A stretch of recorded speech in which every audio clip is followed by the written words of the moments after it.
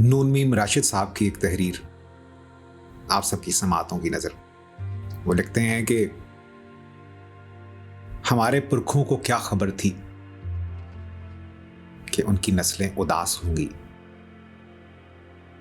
उधेड़ उमरी में मरने वालों को क्या पता था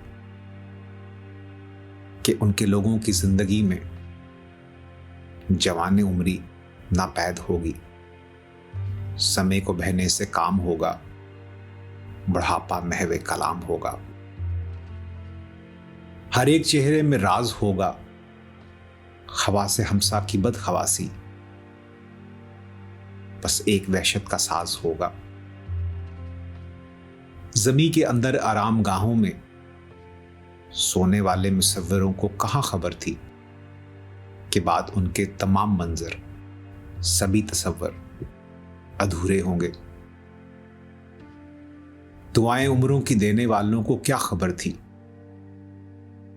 दराज उम्री अजाब होगी।